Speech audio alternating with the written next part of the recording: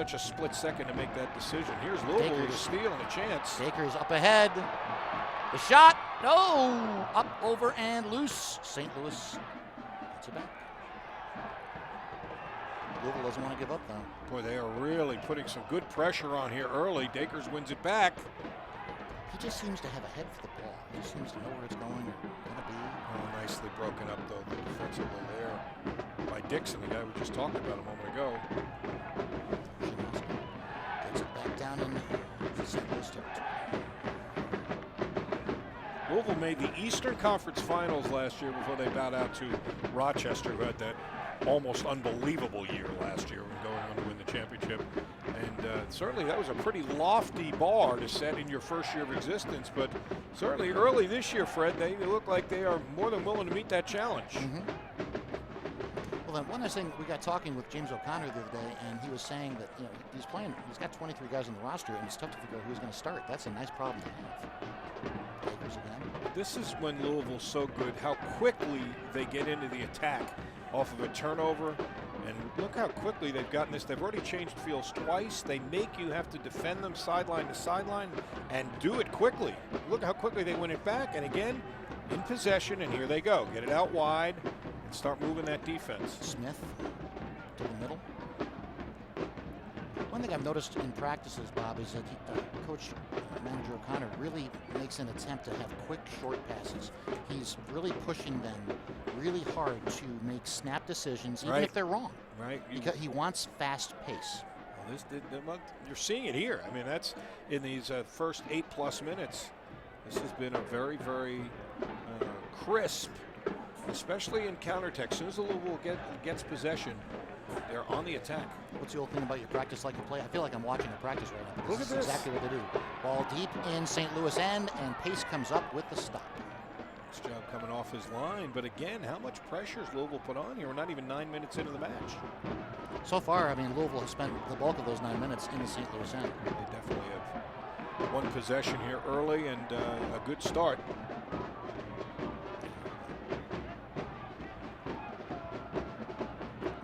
It's funny hearing O'Connor talk about what he's trying to accomplish and how he doesn't like to give away too much. I mean, in terms of the way he thinks in his strategy. But when you watch his practices, and we only see a few minutes of them, but you see the pressure that they like to put on. You see the quick passes. You see the energy. He constantly talks about energy and decisions and go and go and go. And he'll make guys do it over and over again, which at the time you're like, it seems silly to the one-dimensional eye. That, what they're trying to accomplish, but when you see the bigger picture in the games and you see that it's all about moving the ball quickly, being difficult to defend.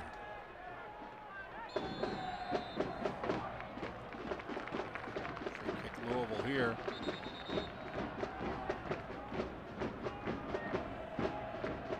He has he has wanted, he's told me from the day he got the job, before I ever saw them take the field once when we had these preliminary interviews, he said, if we're playing the way I'd like to see us play, you will see the ability and the attitude, if you want to call it that, of an attacking team from every position on the floor. And you see the backs, how much they'll push up into the attack.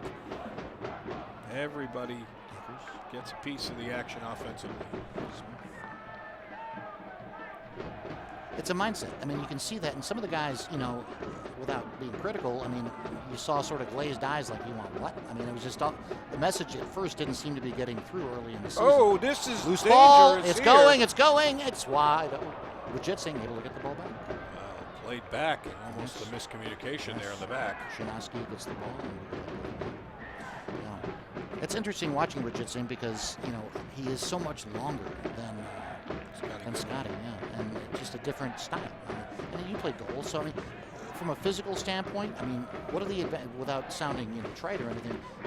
How much does length really give you an advantage? Is it quickness? How much is length? Well, if you're big and tall and you have slow reaction and you got bad hands, you're not going to be a very good keeper. But I mean, Scotty is a little bit small for the stereotypical goalkeeper, so there's no question.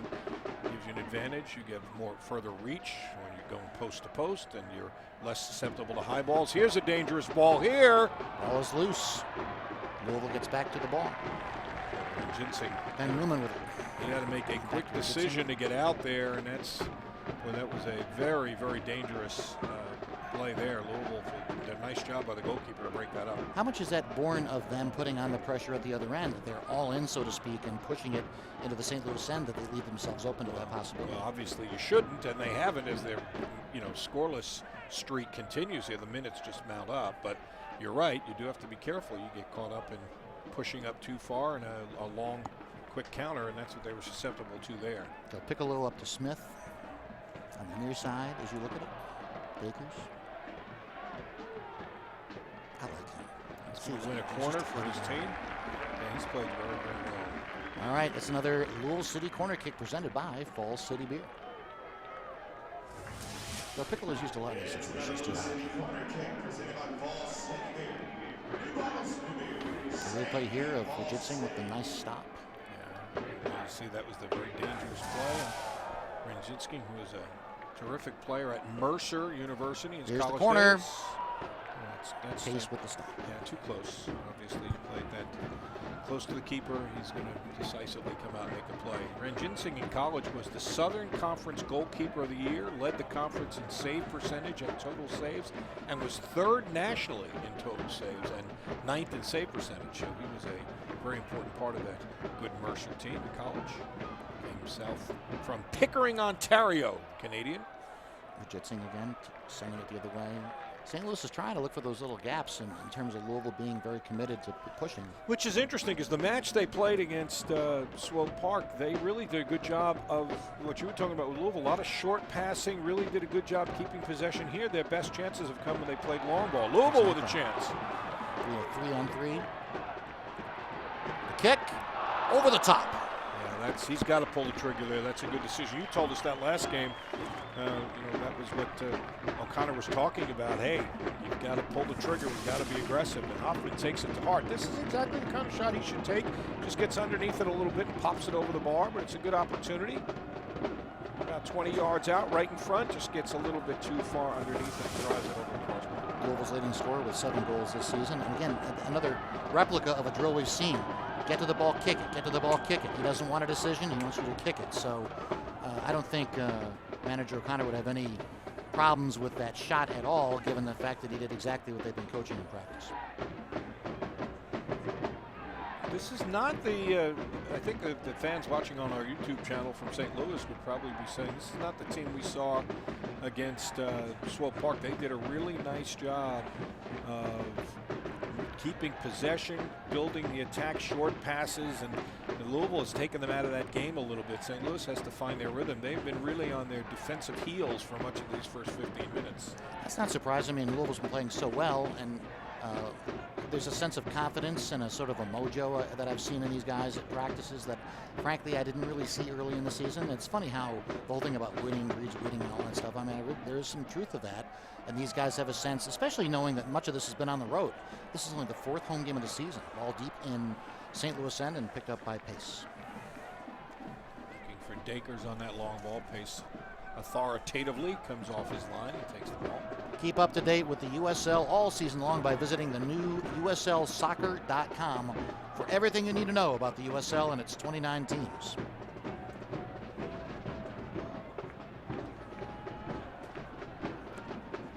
Mark Pace. Fred, you were talking about size for goalkeepers. Another goalkeeper with good size. He's 6'4", Wow. A local product.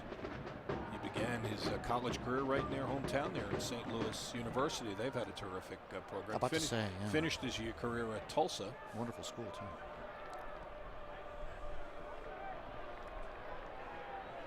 Smith shopping around looking for somebody. Doesn't quite get it.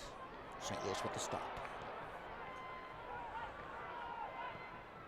I'm really impressed with Louisville's defense. To go over 200 minutes now without a goal given up, that's not something you see every day. And at the beginning of the season, I just didn't know where that was going to come from, and it's really been a collective effort.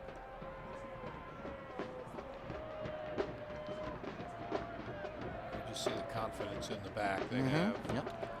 And keep in mind, doing this with a transition in goalkeepers as well. A guy that has been their mainstay for the year last year, plus Scotty Goodwin now off on the bench watching Greg Ranjitsing. Louisville trying to find a little seam to center the ball. St. Louis will have none of it.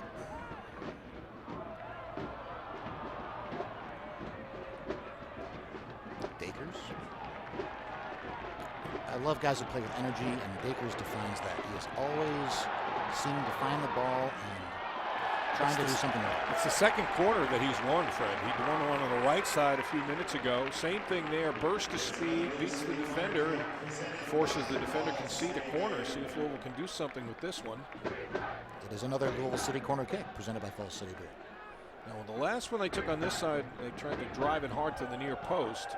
The one on the other side, they got a little too close to the goalkeeper and couldn't do much with that. Let's see where they put this one. George Davis the fourth at the corner, and St. Louis sends it the other way. Louisville keeps control though. That's a dangerous ball. Yeah, it is. Oh, there's a whistle. Free kick for St. Louis. Andrew Luban. The guys, that they seem to be bonding together. How much of that is just simply getting to know each other and the different strengths and weaknesses of the teammates and finding? Well, I think the seeds for that were planted last year. Last year's team had a really nice chemistry. While there are a lot of new faces, there's also a lot of key guys back, and I think that that kind of carries over. So this team is, and you said it, Fred. There's no question. Winning breeds winning. So it's always easier to have good chemistry when you're winning. And this team has been on a nice streak to start this season. St. Louis shopping around a little bit now, trying to find a little opening in the Louisville defense, which has been hard to come by for most of the opponents lately. Jacob Boucher. Nicely broken up and one cleanly back rather than conceding in the corner. Louisville takes possession. Takes it out of danger.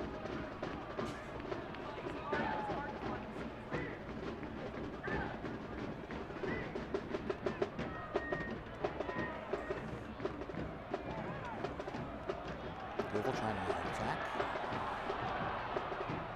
There's like a core five of St. Louis defenders there that would not let the ball get inside.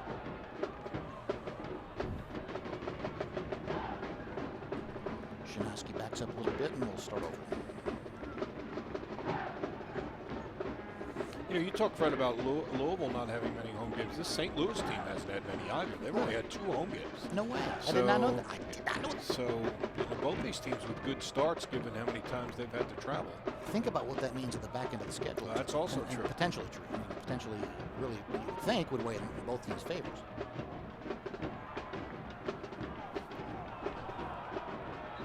And then, you talked about the script for Louisville and the new players and coming together. This last match for St. Louis, Schuma, Bond, and Herrera were all the goal scorers. They were their first goals of the season, and this is their first year playing with this St. Louis team. So they're getting to know each other as well.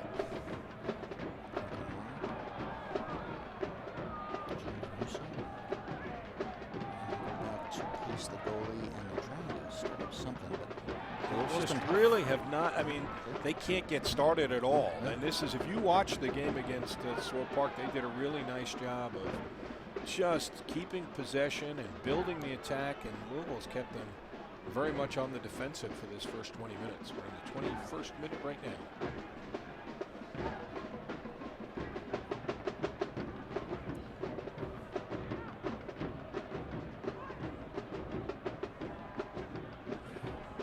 It's been an interesting chess match so far, but if you had to say who spent the most time on the other question. team's end, Louisville has had the much better of the play. Keeping in mind, St. Louis did have that one good opportunity, forcing Ranjinsing to come off his line and break up what could have been a clear breakaway. Direct nod up to Dakers. And the ball ends up sending back towards. But against, they're playing a lot, and keep in mind, for what it's worth, the wind at their back here, they haven't been able, not that at this level that makes a huge difference, but they really haven't been able to exploit that. Louisville's just spent most of the night on this half of the field. Yeah, the wind is significant. It looks like, based only on what I'm looking at the American flag, that's got to be 15 miles an hour. 10 to 15. That's a couple of clubs involved. Way up front and immediately stopped by pace. And the temperatures. Let's face it. When you're talking temperatures in the low 50s and high 40s, and the wind, it's definitely going to be all of those things combined are definitely elements in this game. Although you'd like to believe, for the most part, that actually may play into their favor in some senses in terms of being comfortable. 52 degrees right now. Feels a lot colder though, I gotta tell you.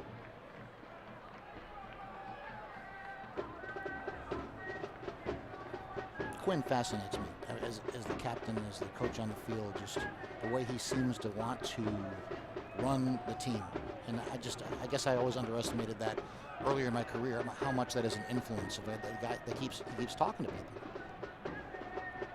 How much, you coach basketball, especially. You played soccer. How much is the talking?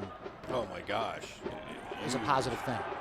In what way? What is some of the, what does it do for a team when you got a guy who knows what he's doing and has the respect talking on the field? Well, Dacre's trying to just harass the ball there in Louisville.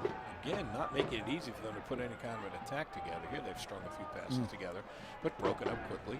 Yeah, I think it does a lot of things. When things get, the term I use, when it gets off the rails, that's the guy that helps you get it back on the rails, helps you settle it back down. He's the voice. He has to have a feel for the pulse of not only the game, but the team. Sometimes he needs to be a little bit more excited and excitable. He understands they need a little fire lit. Sometimes they need calming. Sometimes they need a tactical approach. And if he's that guy that is basically has the credibility so that no matter what button he's trying to push, people respond, that's an enormous difference. I've had teams where there's been nobody with that kind of presence. Really? And you feel a big void. You're looking for somebody to do it. You can't manufacture it. You can't just anoint a guy to do that. It's either part of their personality or not. See, I wondered about that. Is that something you're born with, or can you actually learn that? Space again with a stop? Very difficult to teach that. You try and find a guy that has it as part of his personality and cultivate it. And I think that's a similarity between soccer and any sport, basketball. Every team that I've ever been around that's been effective has had at least one guy who's got that kind of presence. And how much of that it has to be backed up by the fact that it's a good player? You can't. I mean, if you're a reserve, even if you're on the field, I mean, you have to have. You don't have to be a star, but you do have to have some playing credibility. I think that's true. Become a fan of the USL on Facebook for exclusive news and interactive content. Interesting if this match, as it extends, St. Louis is their leading goal scorer, starts the game on the bench. Vince Cicerelli. So Smith. I'll tell you what, they have really kept the pressure on St. Louis. The players looking at each other, arms outstretched. That's a sign that they're not quite in sync yet. They are feeling a little bit of the heat there. That was almost a giveaway. And here's another one that's going to be given away. They're just having a hard time getting out of their back. Third. Takers. Quinn. Smith. They'll start over. It wears on. Fred, it says soccer's a game of erosion. You just have to keep it on, and that's what Louisville's trying to do right now. I like that. I've never heard that term before. In terms used that way, I like it. A game of erosion. You're just wearing them down. I like that. Oh, there's that. That was not intentional by any stretch there. And that's that slippery part of the field. Exactly. The temporary grass. This is a baseball stadium. Takers went to plant his feet, and it just gave out from him, and then he wound up sliding under the player, and that'll be a free kick for St. Louis. But Takers certainly didn't do that intentionally. This is the home of the AAA Louisville Bats in the International League, and Louisville gets to share it. Louisville FC gets to share it with the Bats, and so the temporary sports grass, but it is enormously slippery compared to the regular live grass. Especially on plays like that, when you can run on it and not feel unsteady, but the minute you try and make a hard plant, that's where you go. That's where you're most vulnerable. A quick change of direction or that's what Dacres was trying to do there. He's going from a pretty good sprint to trying to stop and planted his foot and out it went. Here's another giveaway. Captain Quinn. Nice ball. Del Piccolo. Yep. Del Piccolo's got some room. Trying to go on the far side of the field, looking for a seam. Nice go. That was a great idea, trying to cut it back. Couldn't get the ball off. Looking for Davis. Nice. Good opportunity there.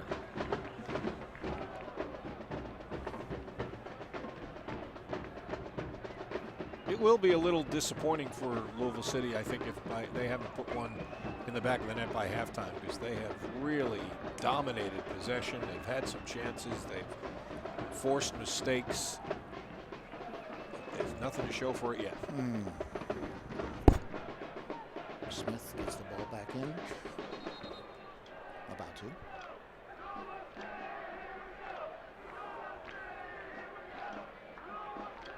Smith being a little bit too liberal, moving up the sideline for the referee's taste.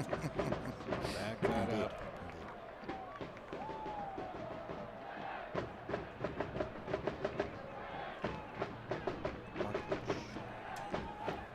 shopping around.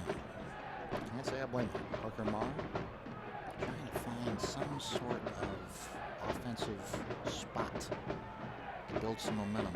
Well, that was a decent sequence there. That's the first time I believe St. Louis has strung 3 or 4 passes together all evening. That was more like what we saw in their last match. Yes. Akers goes down and he appears to be hurt.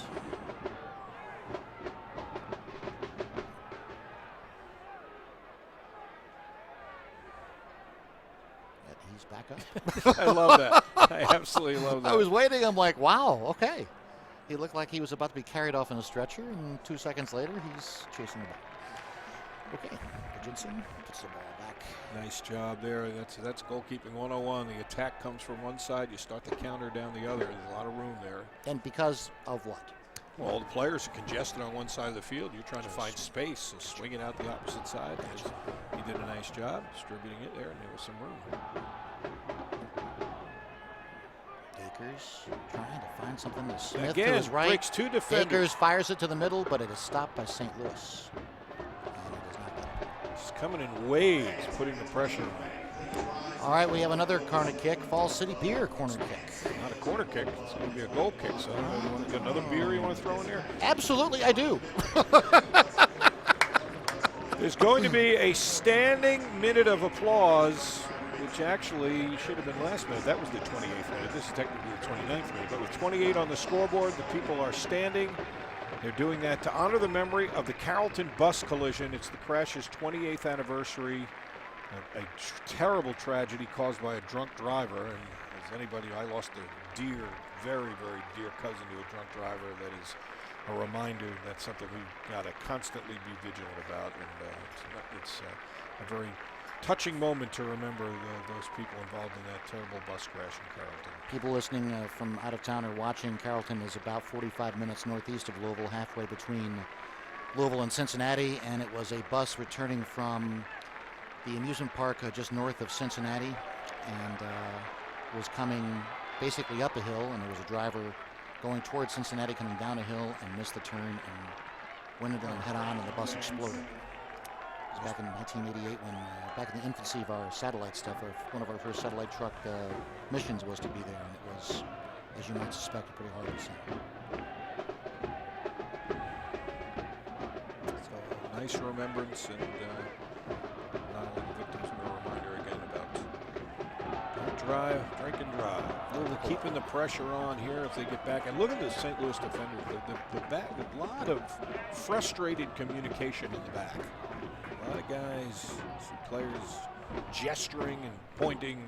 There's one of 2 things going on. The Secret Service is there, or you've been around Secret Service?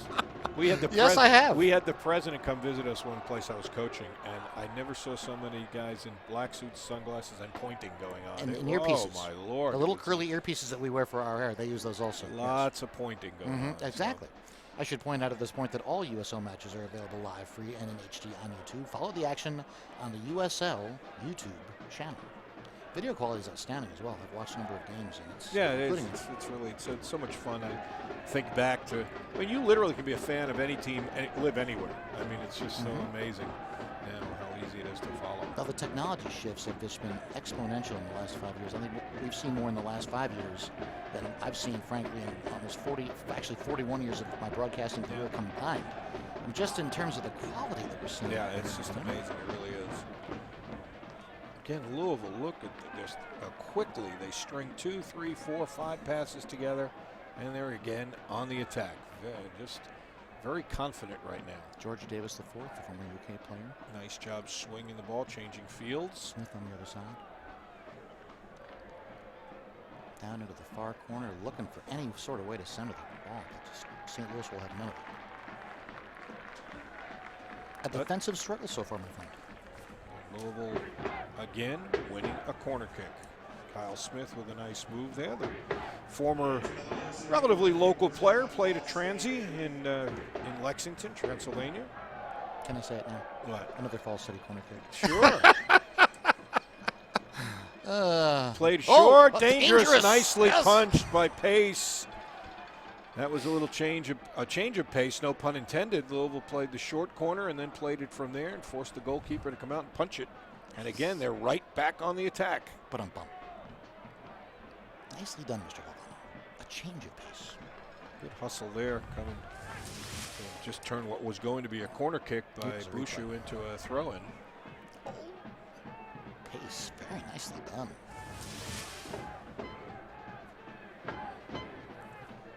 It's 32nd minute, and lots of back and forth, but no goal scoring. Although Louisville has definitely been on the aggressive side. No question about it. Long ball here. Pace very, very confidently comes out. Against with a 6'4" size, comes in complaining to the referee that his teammate was pushed, he thinks. You know, you pointed out the length, and that really was very obvious there. But his long arms really came into play there in a positive way, right? I mean, yeah, high ball, obviously. To state the very, very obvious, going to be a lot easier for a guy that size to go up and grab it cleanly if he's 6'4" than if he's 5'9" or 5'10".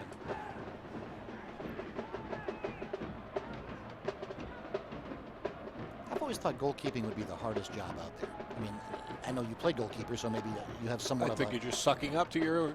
No, I mean, honestly. I mean, I really do genuinely... I played defense. I played center, full, back. You know, the only problem is, and I used to say this all the time, I mean, in any other sport, you make a mistake, there's a chance for somebody usually to bail you out. In soccer, the goalkeeper makes a mistake, it goes right up on the scoreboard. I mean, very rarely. Sometimes you'll get a guy cleared off the line. But, I mean, even in baseball, the ball goes through your legs.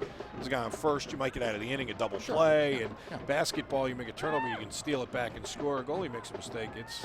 Sometimes it's the game. I mean, it may be the only goal of the game. So this may sound like a silly question. Then what attracts guys like you to that kind of job? Well, the thing I always liked is, and you heard, and it's funny, that's actually a good segue into talking about Ranjinsing. You talked about Coach James O'Connor talking about Ranjinsing. One of the things he liked, he said, is he really takes control of the box. And that's what a guy, I think if you're somebody like that, that's the one thing you can control. You almost get selfish about it. This is my area here. Not only, you know, you own it. Yeah, and you tell that your teammates the way you communicate with guys. They do, you know, you tell them where you need them to be, and they need to respond to you.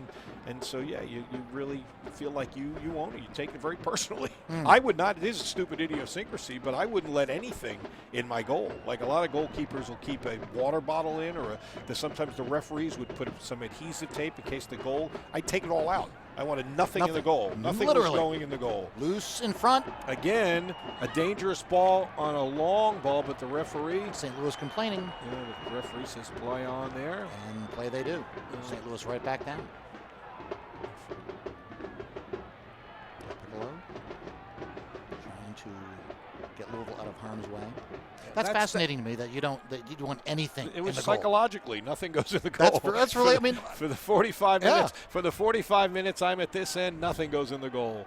Water bottles, tape, balls. I'm surprised more guys aren't that way.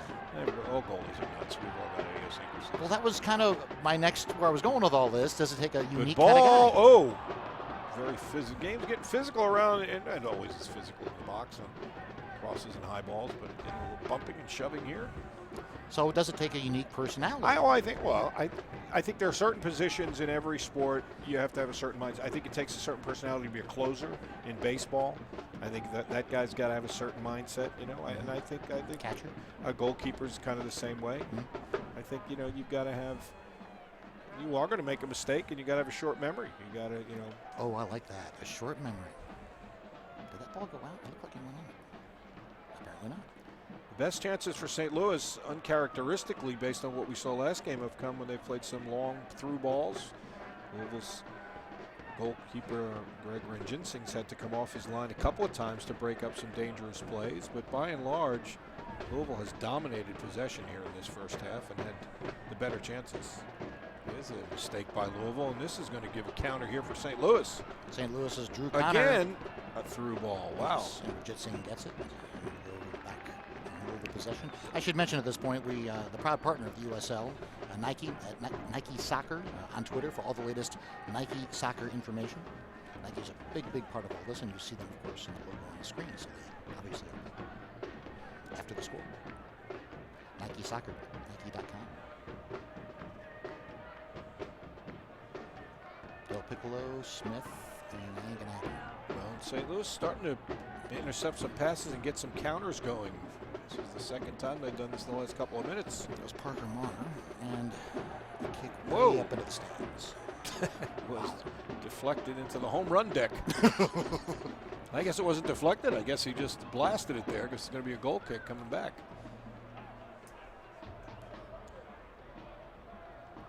Did you see the guy in Japan the other day, speaking about hitting one in the stands?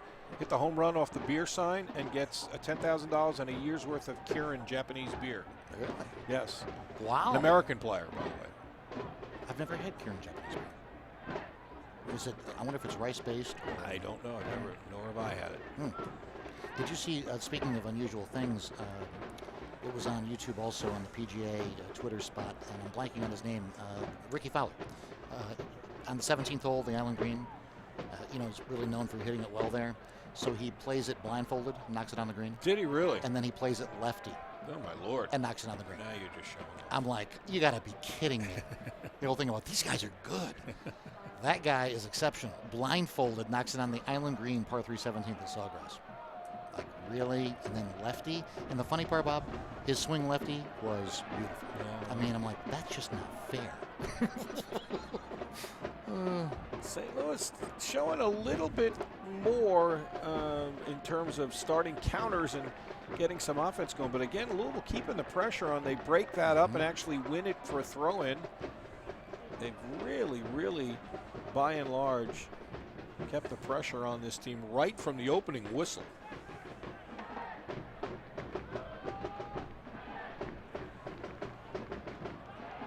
Ball getting close to being down loose in front. Louisville hoping for an opening. Trying to get a whistle there, but I think that was a good no call. Again, they take it away, and here's a dangerous opportunity. Rajitsi.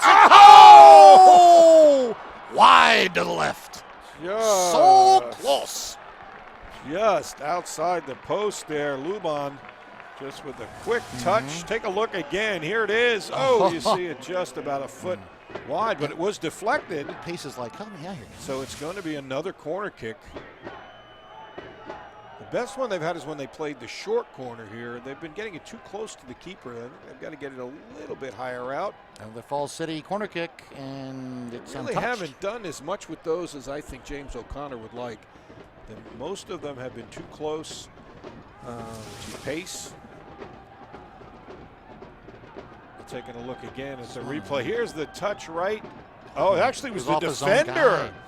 That's why it wound up being a corner. I thought it was Luban who poked it. It was the defender. Yes, that's why Pace was so upset. I'll tell you, if you're St. Louis and they can get to the intermission here, 0-0, I think they would be happy with that. Regroup, see if they can win the second half, because Louisville really has had the better of the play. There's no question about that. Barklage had the ball for St. Louis, but Louis City gets control again. Del Piccolo back to Shanoski, looking for Smith, and instead goes all the way past. No, St. Louis gets it back. Trying to come up with something here. And it goes out of play. Parker Marr has certainly showed more energy in the last few minutes for number 6 for St. Louis. Trying to get something going on the near side of the field. Blue City's defense will have none of it so far. Marr's a guy who's third on the team in shots attempted.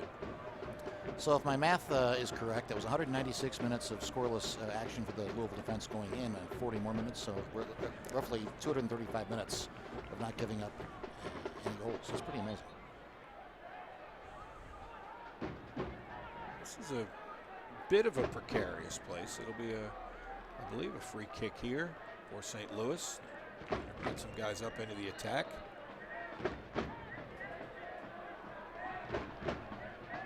They did well with this last game. They scored directly off one. Bond with a beautiful shot. And then they had a couple of other opportunities.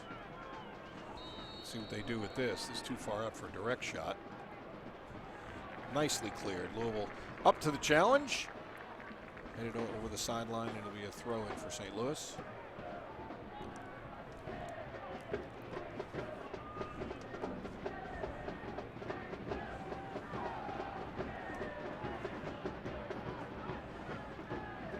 I wonder how many minutes he'll add on. Any thoughts? You want to play the game? I don't think it's going to be many. Yeah, I don't think so either. I'm going to guess 2. All right, well, I got to come up with a different one. I was going to guess 2. Well, you can have 2 if you want to. I'm negotiable. You may go first if you wish. If that was the number in your head. No, that's okay. You can have 2. We are competitive, but let's not lose our minds. This is like negotiation here. on the first tee of how many strokes we're giving. I totally get it. Okay. Captain Quinn in the final few minutes here of the first half. I'll say 1. I think it's going to be 2, but I'll say 1. Okay, fair enough. It's like the negotiation for horse racing for Kentucky Derby horses. You know, in our anchor team, we always have a little pool, and the one that picks the worst horse, and one comes in the worst of the horse to buy dinner for everybody. So our female co-anchor, Vicky Dorch, picked Nyquist this year. You got to be kidding me. She had the first draft choice. So I went with Exaggerator, which came in second. I thought Mr.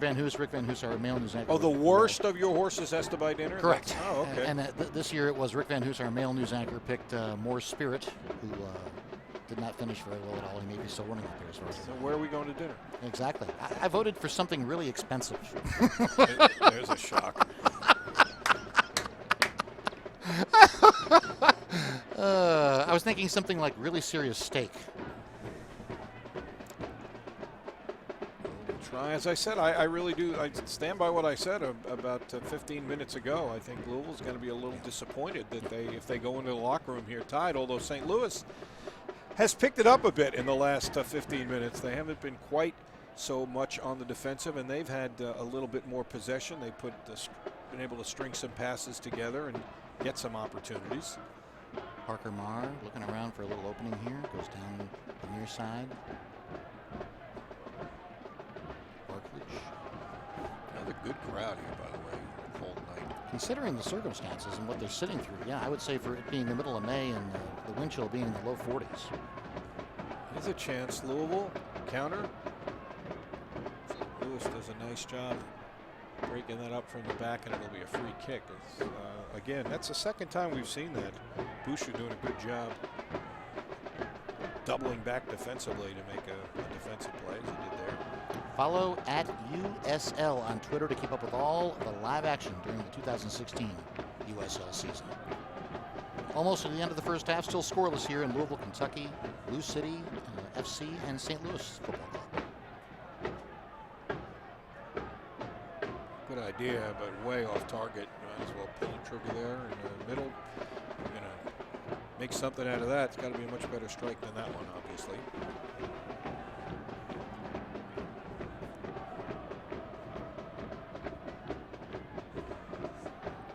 Be a real momentum changer if one of the teams could score here right before the break, because it just seems like it's just kind of,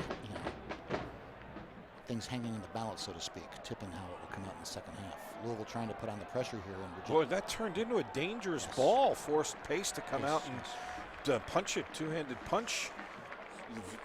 Looked innocent enough when it was played, but it was kind of awkward there. That's how St. Louis scored their first goal in the last match. Kind of the same deal. Long, high ball. Defender got a little wrong-footed, to use a tennis term. Del Piccolo with a Falls City Beer corner kick. And we got no extra time. No time added, according to the official there. So you win because you were the closest to the both of us. So you win that. Whoa! Oh, what a save by Pace! Wow. Really probably the best chance of the half for Louisville there, right before the halftime whistle here. And I believe we're going to have the whistle right there. Right now. All right, so Lou City in the very final moments of the first half comes up with a near miss as the save by Mark Pace keeps it scoreless. Lou City FC and St. Louis FC 0-0 through one half here in Louisville, Kentucky. Stay with us on YouTube.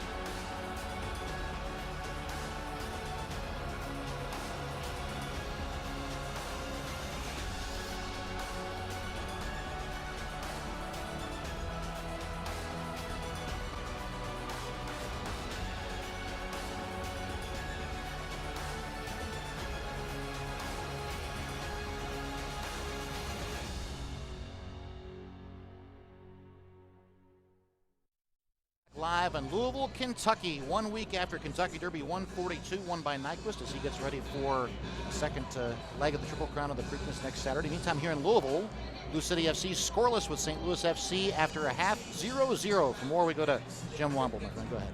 Well, thanks very much, guys. And I know we talked about this at the beginning of the game. It's a little chilly, and I'm standing outside right now, and I can confirm it is a little cold. But as you mentioned, yes, a scoreless draw in the first half. We saw a number of chances from both teams, but I think Louisville City, from watching the game, was the more dominant team the majority of the half. But both teams had their chances, just nobody could quite convert by excellent goalkeeping by Greg Ranjitsingh and Mark Pace. As I throw it back to you guys for more of this halftime show. All right, Jimmy, just a wonderful half, though. Entertaining as can be. Chances, Bobby, by both, but we didn't quite see the ball go in the net, even though there were some legitimate tries. Yeah, it was a lot of action. Both teams play a very aggressive style. Louisville, I think, had the better of the possession, there's no question, and they certainly did for the first 30 minutes. They were very, very much one-sided. But St. Louis did a nice job regrouping a bit, and then they, made an adjustment in the sense that we saw in their last match. They themselves were the ones that were really dominating possession and playing with short pass build-up. This game, they went to a couple of long balls and really put Louisville in a couple of precarious positions. Greg Ranjitsingh, the goalkeeper, forced to come off his line a couple of times in some dangerous balls. So I think St. Louis got their legs underneath them, so to speak, for that last third of the first half, and was a lot more competitive. But I think James O'Connor's got to be pleased with the way his team's playing, but probably a little disappointed they don't have anything to show for it after the first 45 minutes. It is a chilly night, still 11 minutes left in half before we go to the second half. A lot of people enjoying some adult beverages and trying to stay warm. We will take a short break and pay some bills and come back for the second half in Louisville, Kentucky, as Louisville FC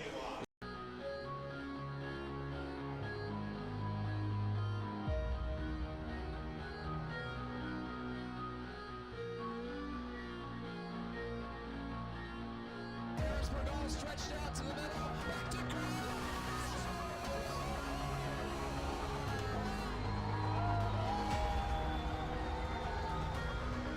broke it up. There's a shot. They score! They score!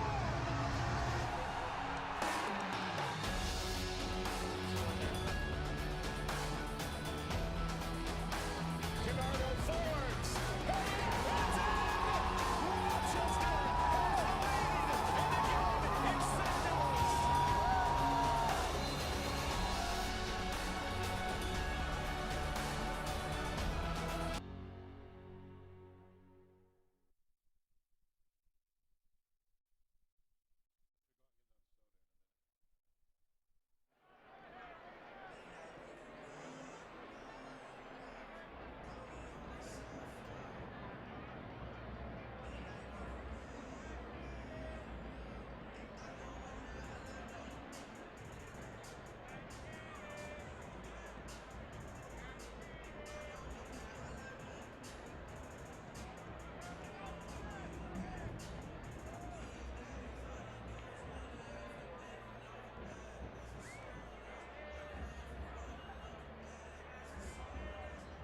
City FC would like to wish a very happy 36th birthday to Adam Brown, a happy 35th birthday to Eric Kruger, and a very special 25th birthday to Cammy.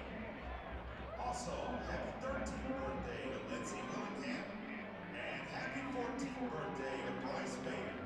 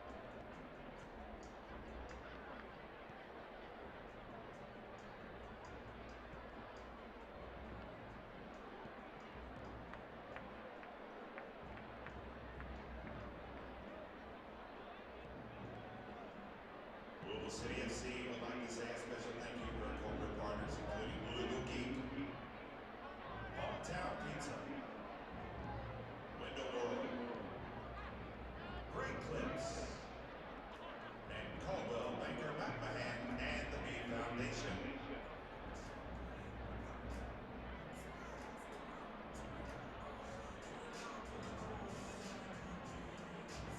If you haven't received a copy of tonight's game program or your Chevy Yellow red carpet, visit the Louisville City merchandise booth on the concourse for a copy of each.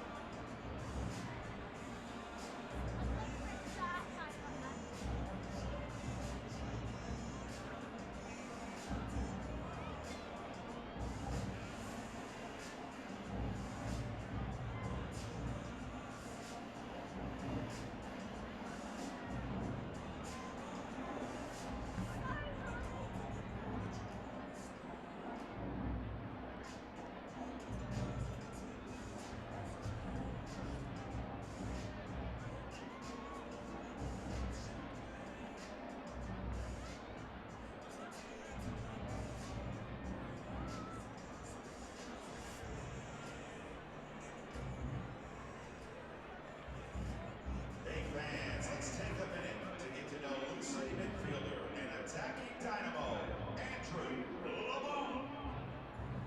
WLKY presents a Louisville City lightning round. Right now, Bill, okay, why is one line forward? Is one that the ball has one or two questions. You ready? Listen to your mind. Ready? Pick up truck or convertible. Baseball or basketball. iPhone or Android. Star Wars or Mad Max. We are back live on YouTube. Louisville City FC, St. Louis FC, scoreless at halftime. Fred Calgill, Bob Valvano, Jem Womble here with you on a chilly night in the River City with the wind chill. It's a lot more comfortable in the announcing booth than it is outside. Oh, you're shaking your head. Well, you can't be talking wind chill in May. What is this, the University of Alaska Fairbanks? He was outside. It is Ask cold. Jim. It's cold. We're fine in here. Easy for me to say. I brought my winter coat to the stadium. So. Yes, indeed. So, and yet, in spite of that, we have a great crowd, which...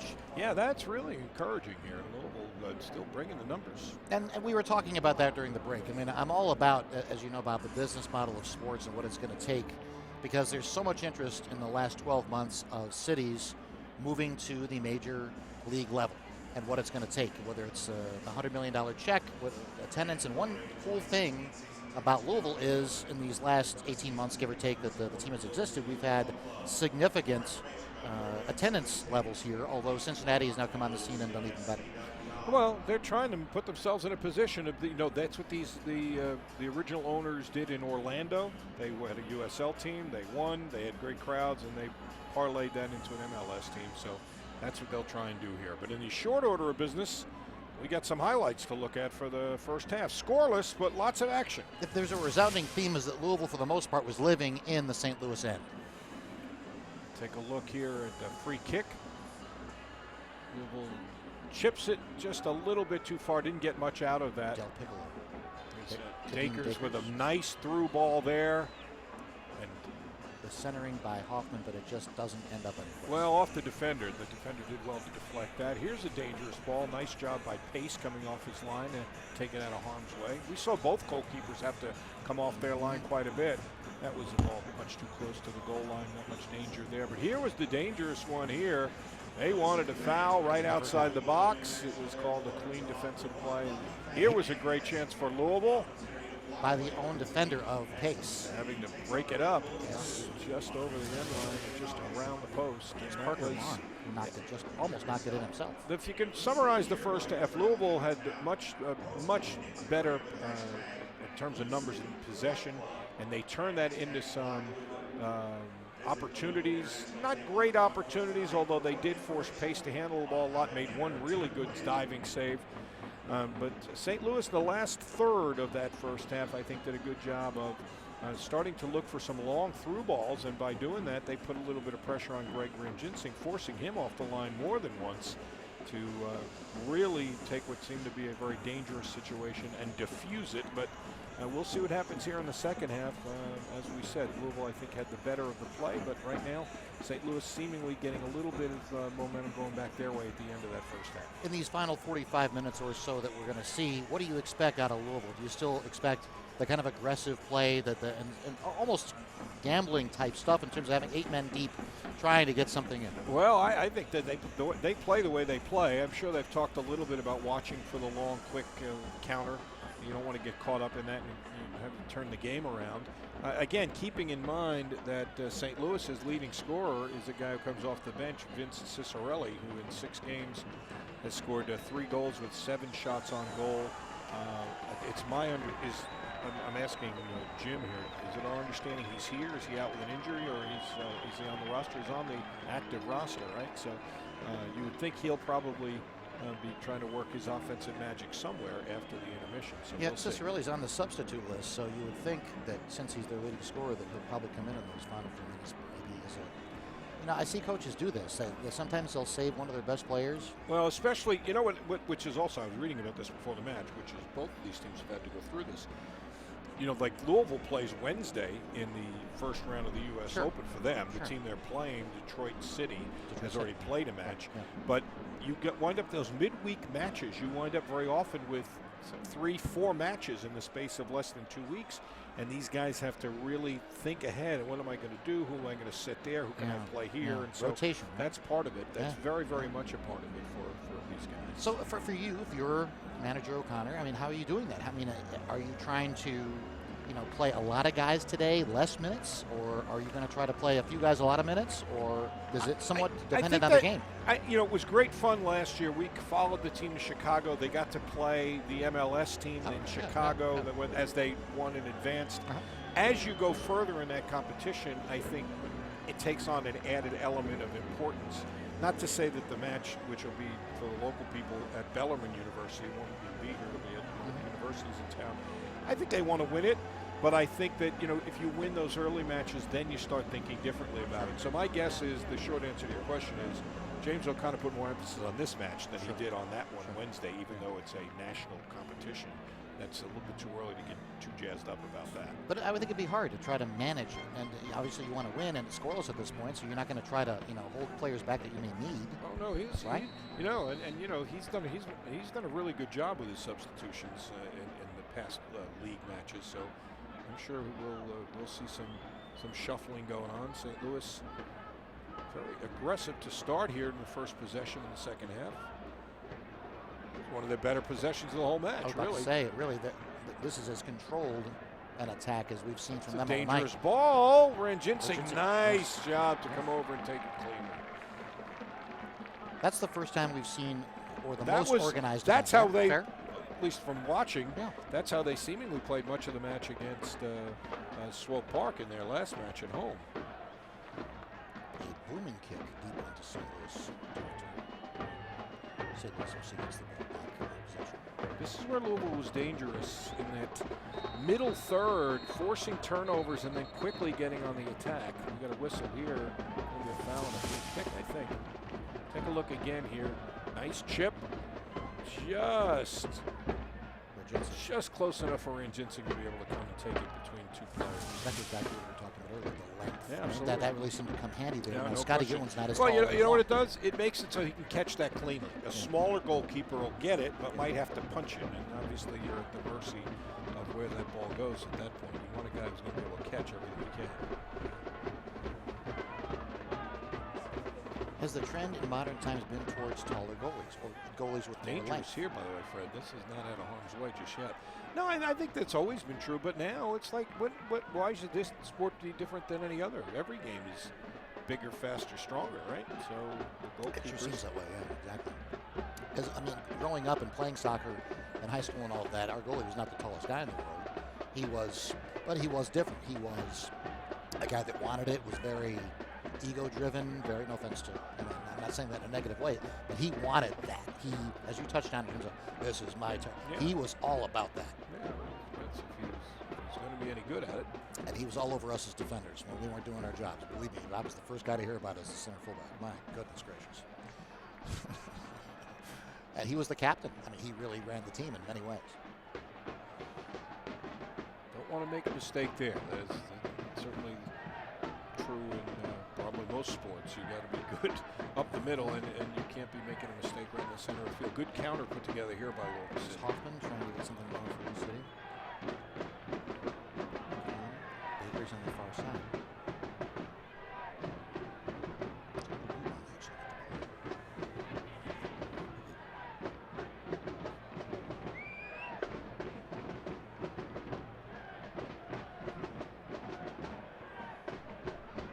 That's a good throw right there.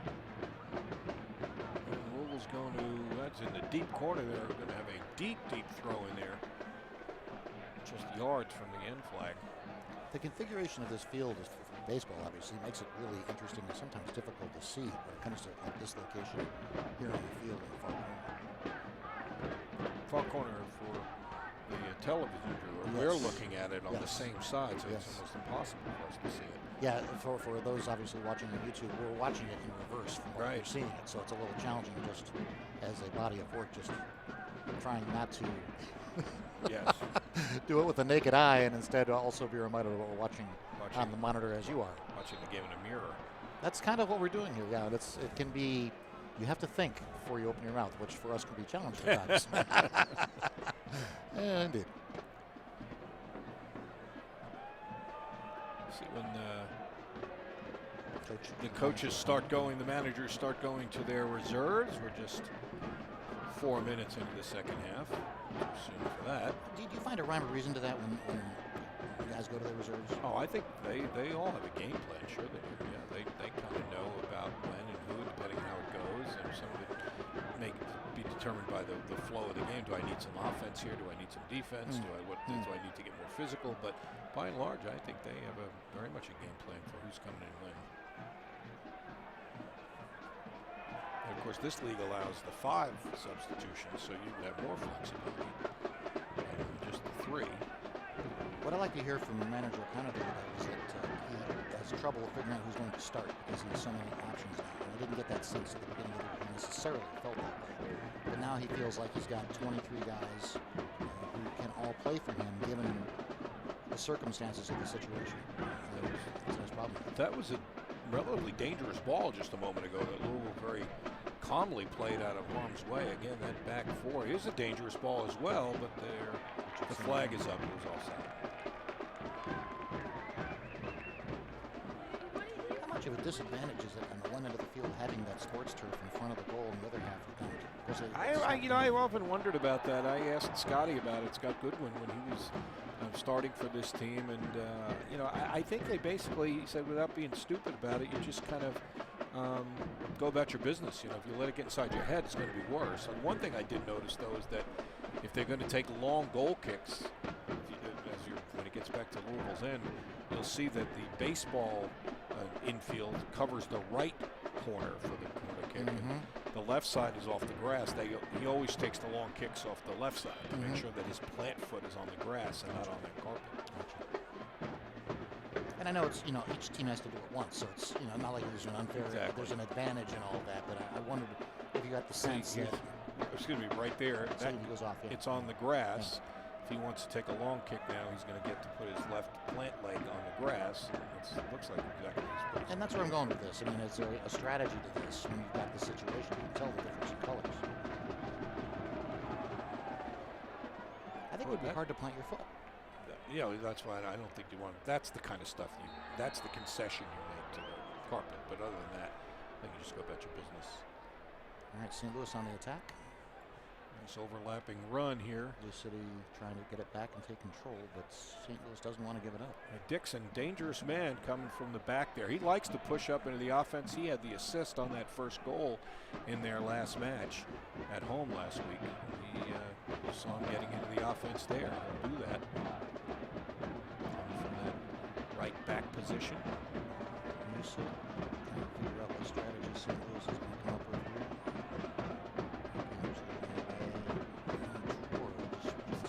Thinking about a long throw. It is going to be a there it is, right? Almost down in the middle. Dangerous. Loose ball. Nope. It's still not out of harm's way. A miss hit there.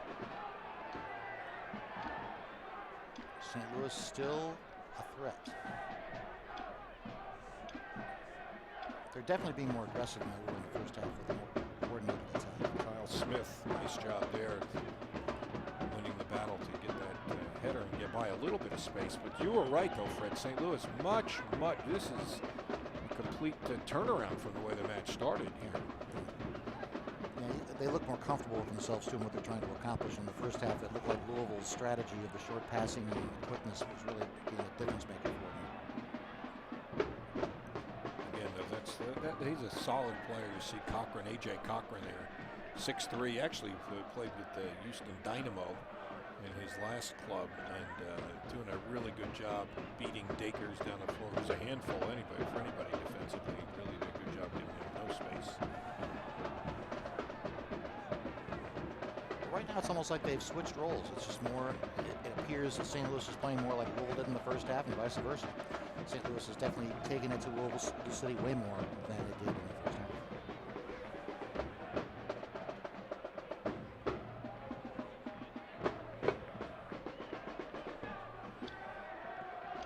Piccolo gets it out of the Louisville City end.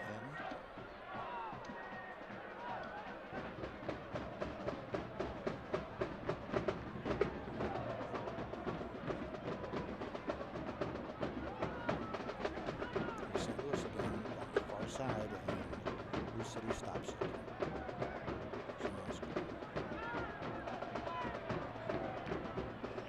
Big kick by Blue City back to the middle. Oh, that should be a handball I was about there. to say, went right off his hand. Yeah, there's the whistle. It was a late whistle, but acknowledge Chandler Hoffman. They're trying for the quick restart, which is a good place to do that. But, they made him pull it back. Here's the replay. Watch the obvious there. I mean, he really extends it. Instinctive, really. Dangerous ball here as we get back to live action. Looking for Noonan there. Quite able to catch up with it. It'll be a goal kick. 55th minute and still scoreless in Louisville, Kentucky.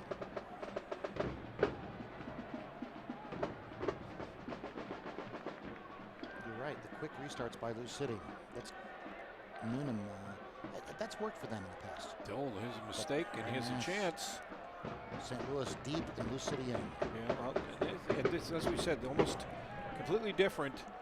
This is what Louisville did early on, making some pressure and forcing the defense to come back and concede a corner kick, and now it will be St. Louis taking their shot at a corner kick.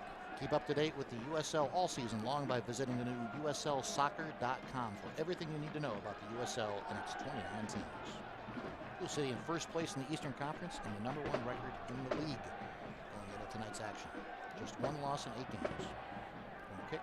Again, both teams getting the ball much too close to the goalkeepers, not making them have to work very hard to cleanly take it away. So what is your strategy if you're making a corner kick and knowing the role you play as a goalie because you played it? Well, the idea is you want to put it in that area where the goalie can't just, he has a tough decision to make. Do I go out? Do I not go out? It's not a sure thing that he can get to it, and if he does get to it, get it clean. And when you put it that close to the keeper, especially two big goalkeepers like these two guys, they're just very calmly going to go up and take it. So you like the tweeners? You got to get it out much further than that. It shouldn't be inside the 6, probably just above the 6. Loose in front, the shot, and it was. Best chance of the day for Louisville, but a little bit of a miss hit there. Frustration showing a little bit there. He hasn't made many mistakes this year. Take a look at it again. Watch where this comes free. He's really got a good opportunity. Ball past the defender, and he one-times it. Just doesn't get it on goal. Slides off his foot. 7 goals in 8 games for Chandler Hoffman this season, the captain on the field, and certainly the leading scorer of the team. Almost more goals than the rest of the team combined. Best chance of the evening so far for Louisville.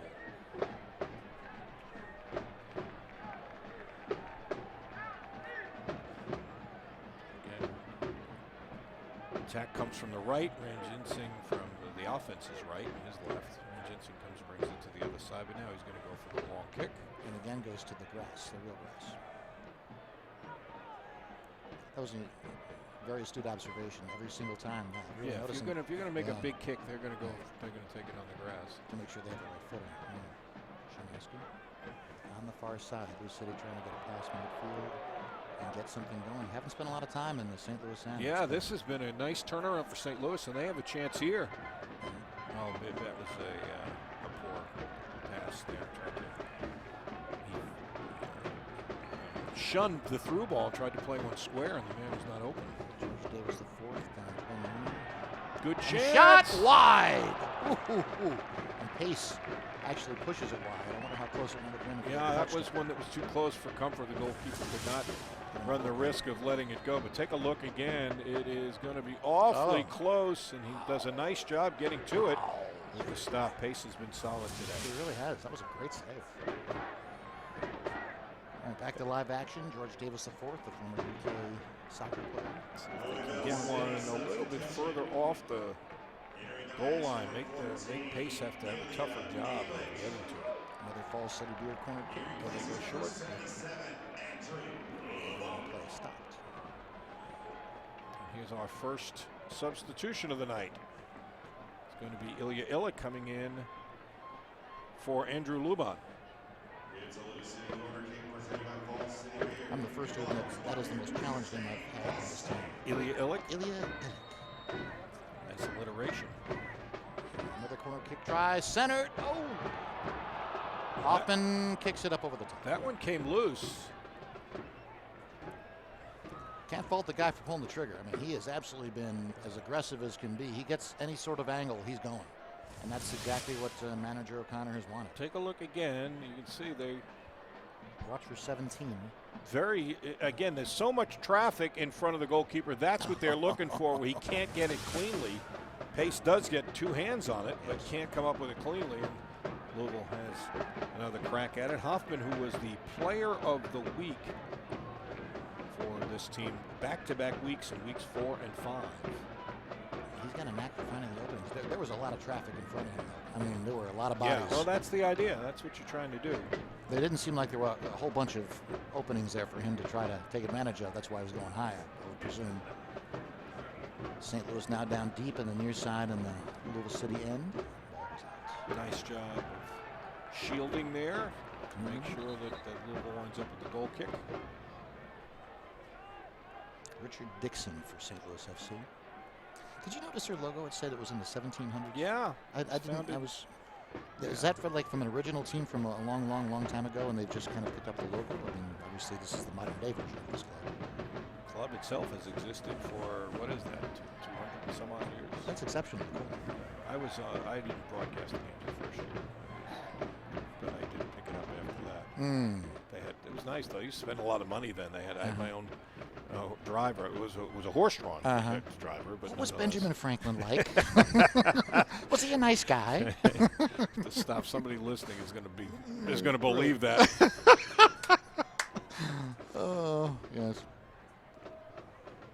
Well, nice individual effort to put some pressure on the defense. It'll be a throw, but boy, you hit it just a few minutes ago. This is a very different look to the game. The second half. The rhythm and the flow of the game has dramatically changed.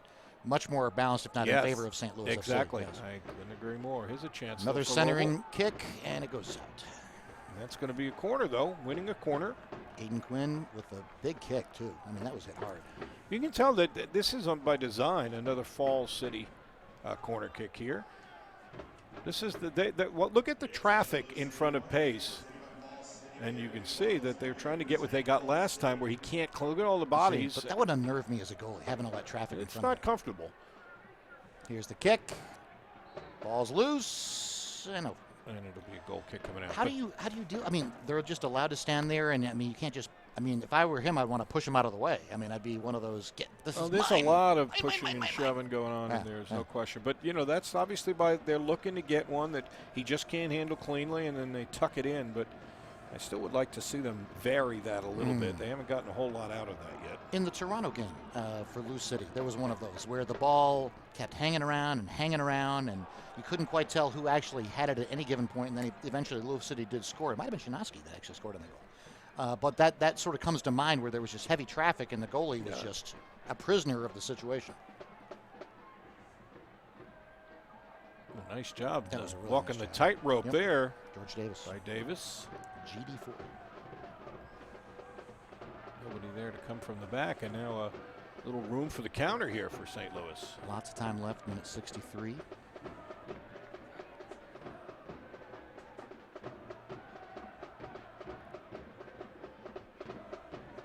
We were touching on the attendance thing earlier in the show, in the program, in the game, and Louisville has done exceptionally well, especially compared to the averages in the league. Right? I mean, if an average USL game draws 3,000, 3,500, I mean, we've got conservatively 7,000, 8,000 people here tonight. So that's exceptional. They were among the leaders in attendance last year. They will be again this year.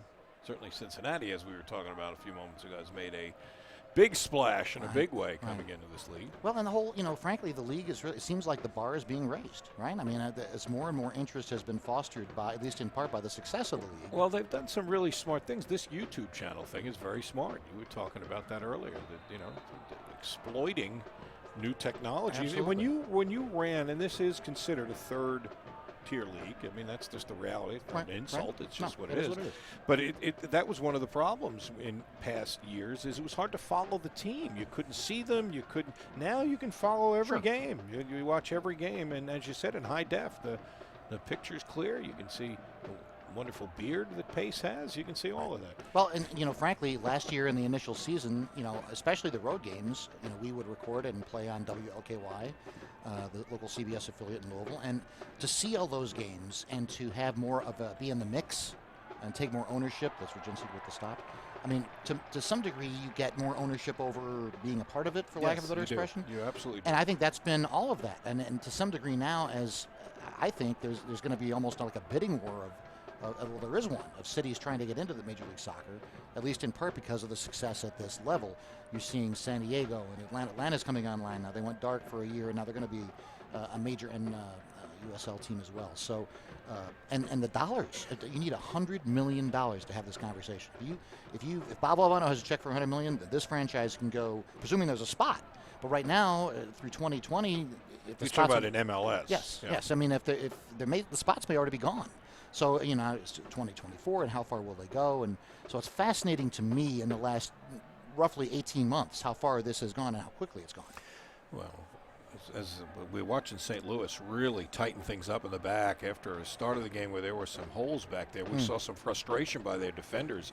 They have really put the airlock on here in the second half. But to your point, Fred, I mean, sports for so many years was what the former quarterback Fran Tarkenton used to call the bigger fool theory. You'd start a team and just hopefully you could sell it to somebody who was a bigger fool than you are. Right. Now the business model makes sense. MLS's model is fantastic with the size of the stadiums and the budgets for each team, and they have really, they're reaping the benefits of being a good, smartly run business. That was a nice defensive play there by Lou City. You can see why they haven't given up a goal in quite some time now. It was 165 minutes, give or take, going into the game. So you're talking, we're at the 220-minute level, give or take. I mean, I take it back. It was like 193, if I'm not mistaken. I mean, it's an exceptional period of time. Back-to-back shutouts for clean sheets for Lou City. St. Louis is going to make them earn it tonight because they have definitely amped it up here after the intermission. They are playing a much more inspired, cohesive match. Agreed. Hey, become a fan of the USL on Facebook for exclusive news and interactive content, and follow @USL on Twitter to keep up with all of the live action during the 2016 USL season. And there's been, back to the conversation we were having, I think the USL has really made a huge promotional effort. There's been an engine for this too. It's not just an accident all of this has happened, but I totally agree with you. Going to get a booking here. First one of the match. Ooh. What we're seeing now, what we're doing now, for those watching on YouTube, is an amazing promotional device in terms of franchising, in terms of having the brand name, for lack of a better expression. All right, we're scoreless in the 67th minute. Louisville shopping for an opportunity to finally get on the board. Drew Connor gets the first booking of the evening, a yellow card for that play. It'll give Louisville a free kick and give him a sulky walk back to the defensive third here, where he gets the yellow card. Louisville will try and parlay it into some offensive scoring here. Here's a U of L UK tag team. Del Piccolo and GD4. It's Del Piccolo with the kick, and it's, what a save! Pace with the extension, as you talked about, the reach. He's got long arms. It's with goalkeepers. If your work is done in anticipation, it's not that difficult to save. It's just really right to him by and large. But he did a nice job reading it, and Louisville did well to get ahead on it and put it on goal.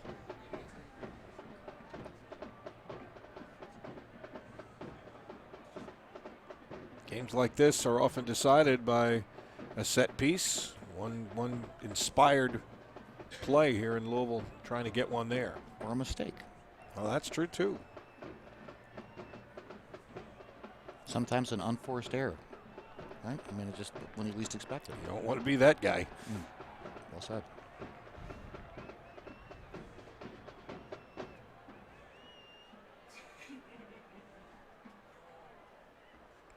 It helps when your coach is a terrific player. See how quickly James O'Connor flipped the ball back up from the ground, gets it right back in play.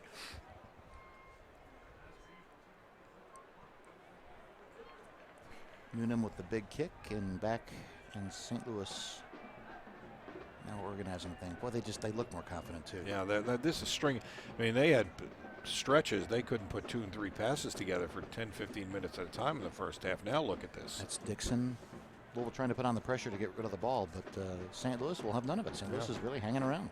Dixon doing a nice Their job. possessions have been better. There's no way around it. Well, keeping the pressure on, though. They really didn't put themselves in any kind of vulnerable position there, but St. Louis much more cohesive in their attack.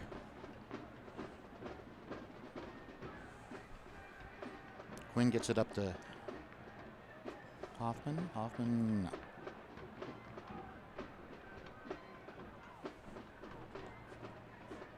Mark Ambersley. A lot of room on his left side here. Cochran on the far side of the field. They've not done much lately on the very far side in the corner. One thing that Lou City has been good at in some of the games I've noticed this year is, you touched on earlier, swinging the other way. When things don't go well the one way, you swing it the other way. That's certainly an important part of an effective attack. You got to make teams defend you sideline to sideline, and getting that changing of fields so important. Is it me, or I've not seen much of that tonight, as much as I have seen from them in the past? Maybe it's been the St. Louis defense that has helped prohibit that. GD4 trying to make something happen down in the near corner. Going to win a corner. Another Falls City Beer corner kick. Everybody's hurt.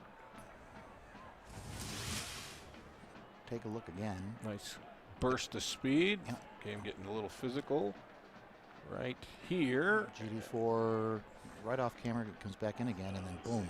Ooh.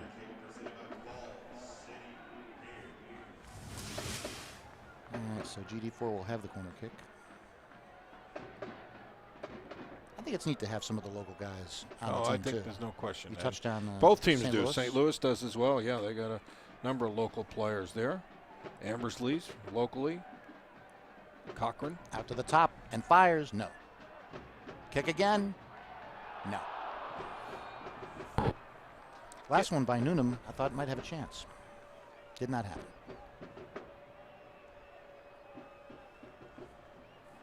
Minute 71. Time becoming a factor. As you touched on, Bob, you just don't want to be the guy with the unforced error. You'd rather be the guy that makes things happen. Nike Soccer is a proud partner of the USL. Follow at Nike Soccer on Twitter for all the latest Nike Soccer information. That is nike.com/soccer.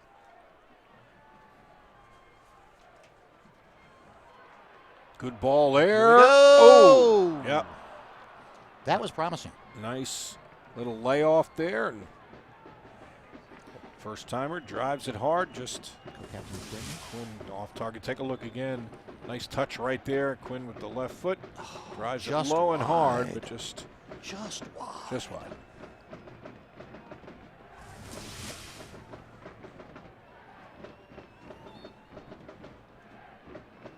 play continues. St. Louis looking much, much better than it did in the first half. Threatening down deep. Blue City, which has been exceptional on defense this year, once again thwarting the effort.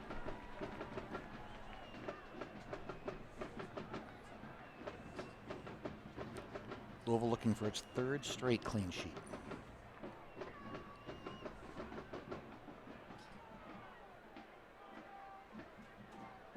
Davis the fourth.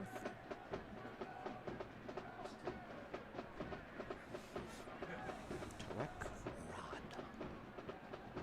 And Shinowski booms it down deep into St. Louis FC end, and we roll right back into Louisville territory. Del Piccolo.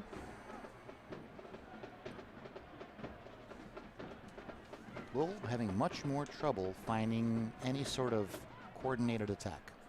Been much more on its heels this half. Man, St. Louis, look at that. That's a good bit of work there. To win possession and play it back, and that's something they weren't getting at all in the first half. Barkley, he's a St. Louis product who made the nice play there.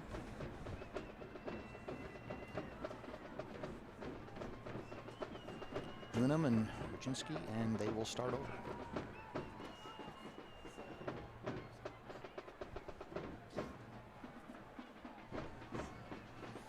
Oh, another substitution is what Jim Womble's telling me. Tyler David comes in the game, replacing Louisville trying to threaten. Jacob Bouchou. Trying to threaten. No. Haven't given up the thought yet, though. St. Louis gets the ball and clears.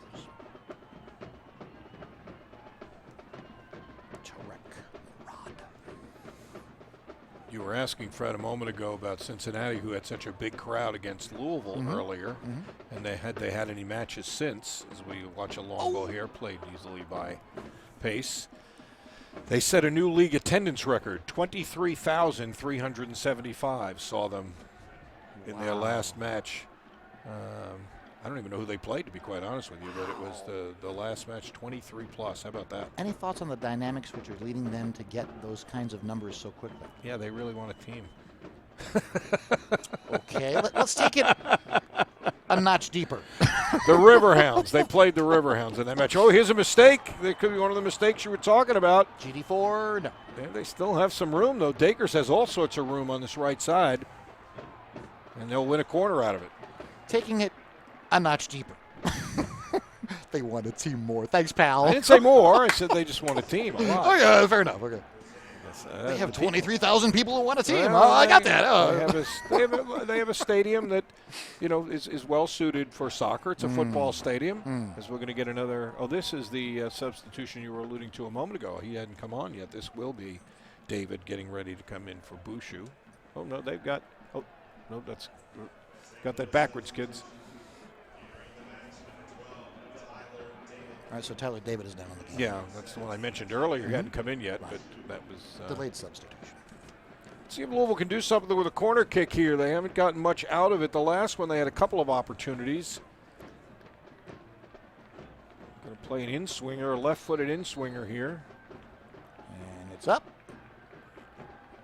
And I guess it's their game plan because they keep playing it that way. A lot of traffic in front of Pace.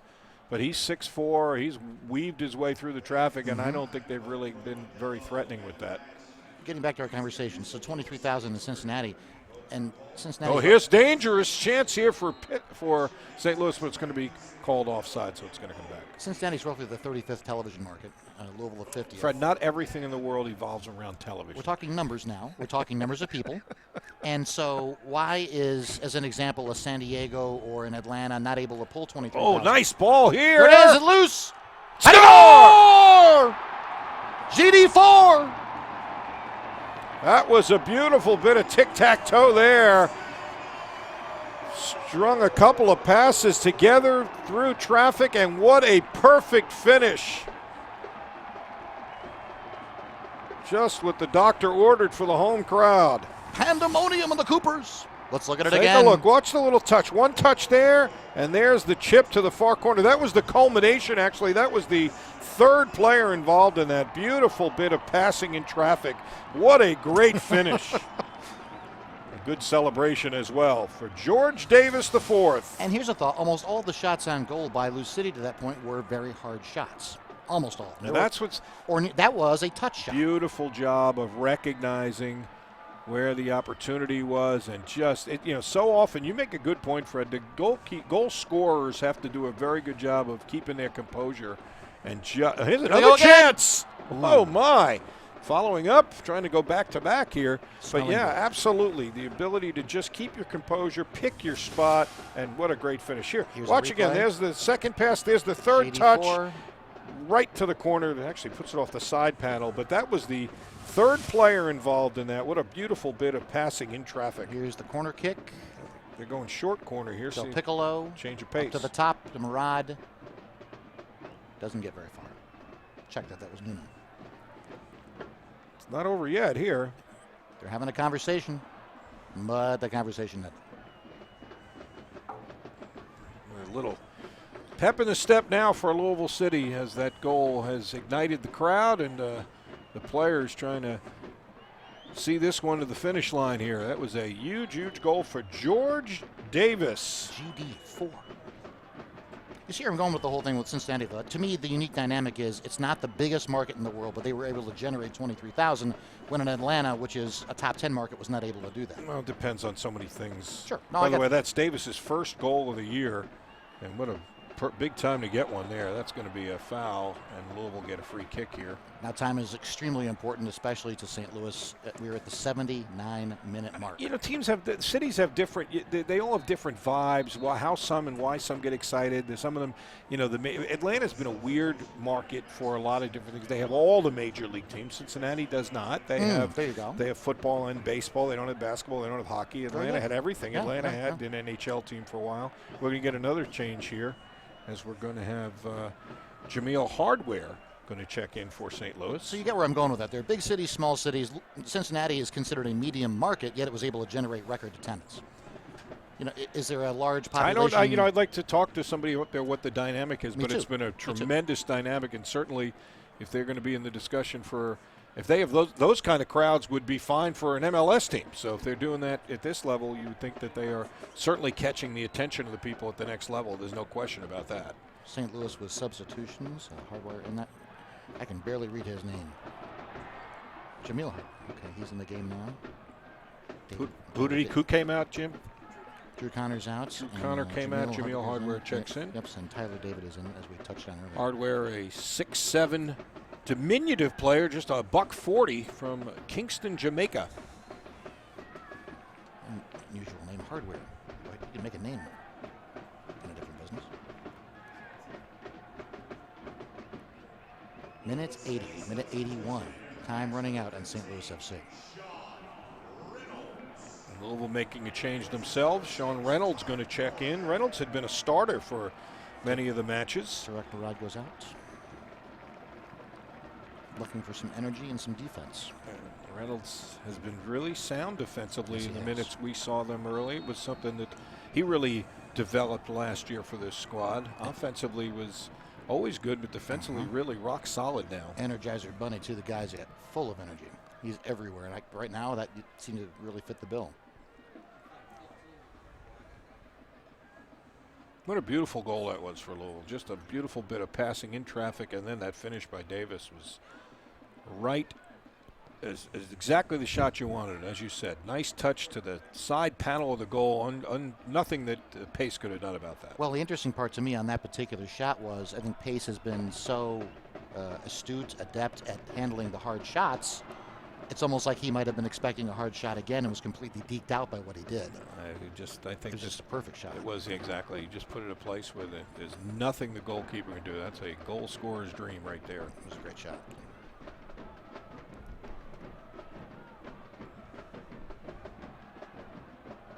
Pace well out to play it, and we're going to get a whistle and I'm not sure whether it was a foul or offside called there. I don't think he was offside. Must have been a foul. Blue City's next game is on Wednesday at Bellarmine against Detroit City FC. It's the U.S. U.S. Cup. Open, yeah, for the U.S. Cup. How many? Lamar Hunt Cup. Yes. How many games do you have to win to get to the Cup? Depends on where you start. Everybody doesn't start in the same place. The MLS teams won't play for another round or so. And Louisville, of course, didn't play in that opening round. That was the smaller sides. It's, You went to Chicago last year. What was that like? It was great. It was you know, The Soldier top Field? Where do they level. play? No, they play. They have a soccer-specific stadium Do they that's really? built for their MLS team. We're going to get another substitution here. Hoffman going to come out. Wow, that's surprising to me. Well, Chandler they don't Hoffman need a doesn't- goal right now. They need. They need defense. Yeah. Cameron Lancaster going to come in. Lancaster from London, England, played in the Premier League with Tottenham Hotspur. So manager O'Connor going for defense and ball handling right now, and not goal scoring. I'm not sure Lancaster would appreciate that. You know what I'm saying? You just took out your leading scorer. You know what I'm saying? He's got more goals almost than the rest of the team combined. So yeah, Again, okay. though, this All is right. about managing minutes as much as anything, too. We talked about that. No, I totally got you there. You got a midweek game coming up, and then back to league play. Very smart. Very smart. And now the pressure very much in the St. Louis FCN. So that goal really seemed to change the dynamic of this game. Well, this is where this is what you look for. You try and find a quick counter, and now they're playing long ball. Well, look at oh, he's going to call a foul on Reynolds. I thought Reynolds was playing that very well, but he had the inside position of the ball, but was called for the foul, and this is a very dangerous spot for a free kick. The city setting up its defense. The 84-minute mark, so St. Louis is running out of opportunities. So this would seem to be a perfect one. Here's the kick. Still Reynolds right there again. Reynolds again. Reynolds headed it away and then cleared it. He has been right in the middle of making the defensive plays, and then there's a giveaway, so Louisville will get it back. You know, that's what you talk about as a manager. You make the moves. He puts Reynolds in, and Reynolds all over the place defensively on that last possession.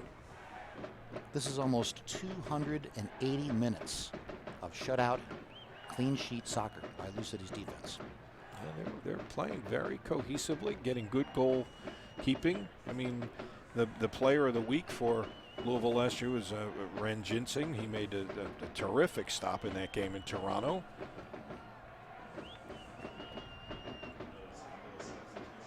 I wonder what manager O'Connor, presuming that Louisville does win this game. Well, it's a little quick to be on About to that. say, This is the- wide open. He's got a shot.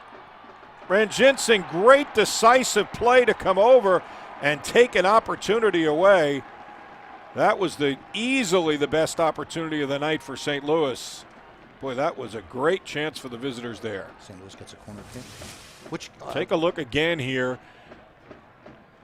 They have to come play the ball. It leaves a man wide open on the opposite side, and Ren Ginseng recognizes it and comes out and gives him no room to shoot it. Beautifully played by the goalkeeper. my guess is manager O'Connor's more proud of his defense, taking nothing away from. I don't know. He's a really offensive-minded guy. You just talk to him. exceptional. I know I'm not discounting that, but just to see what they've done is pretty It's a impressive. pretty extraordinary run here. Dangerous ball, nicely tipped away by Ren Ginseng.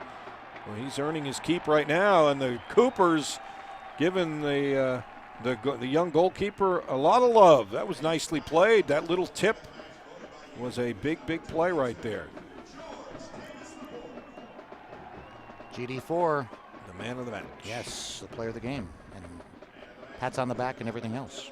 Although I make the case that the Louisville defense has been exceptional as well, and Ginseng certainly has been very, very good. Look at this. They're still not. This Still is threatening. Yeah. Dangerous ball again. Yes.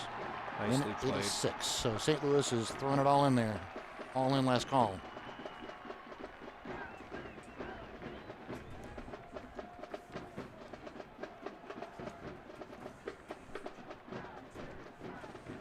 That's really not a wise play there. That's just a giveaway.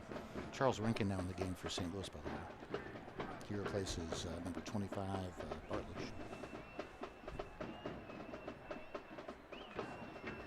Again, St. Louis pouring it on, trying to get something going down deep in the Lou City end. Oh, that's a vulnerable spot.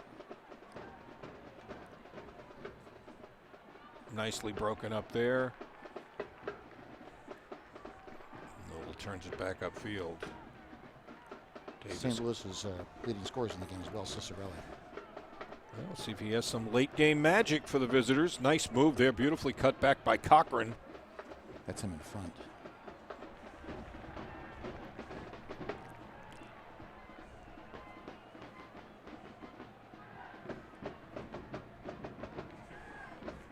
Cicerelli, not from St. Louis, but played his college soccer at St. Louis University. That's him right there. Oh my. Wow. That was some physical play. The Louisville fans holding their breath. St. Louis players looking for a foul, but none. I think they called offside anyway, so it's irrelevant. 7,859. Very nice. The crowd tonight, a good crowd on a chilly night. Exceptional. By the way, all USL matches available live, free, HD on YouTube. Follow the action on the USL YouTube channel. Minute 88. Are we going to have extra time? How much do you think? Yeah, we're definitely going to have some. Boy, Ranjinsing put his foot into that one. That was blasted. I still am amazed at that. I know that that's not a sophisticated thing to talk about, but when you played goal, as I did many years ago, the guys didn't hit it quite that far. You appreciate that. Oh, my Lord.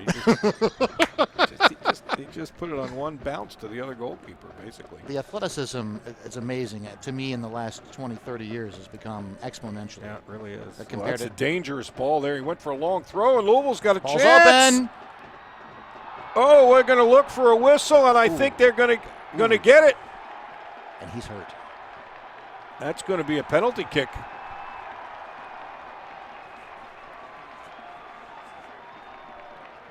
Oh, Pace is pleading to everybody, including the opponents, but that's not going to help him very much. Lancaster looked like he was hurt in that, but I guess he's okay. Pace is pleading to the assistant. I'd like to see a replay on that myself, but Louisville with a real chance to put this away. He got clobbered. I mean, it wasn't pretty. He feels better because he's got a shot. And trying to keep his composure, calm yourself down. Cameron Lancaster, who just came on as the substitute, going to be taking the shot from the spot here, turning his back on all the fireworks. He's got to get his composure, pick his target, and try and put this one in the deep freeze, as the late great Chick Hearn used to call it. It's mano a mano. Lancaster against Pace. This is great television. I always love these. Score! No mistake. Cameron Lancaster. 2-0 Lou City. Well, that's a beautiful penalty kick because Pace guessed right. He guessed the right direction and gave it an all-out dive, but Lancaster too good, too much pace in that deep corner, in Louisville pretty much probably going to ice it away with that one. Lou City fans with the second goal tonight receive 50% off a regular price menu, large and extra large. All pizzas all day tomorrow by using promo code online LCFC50. That's Papa John's. Score twice, half price.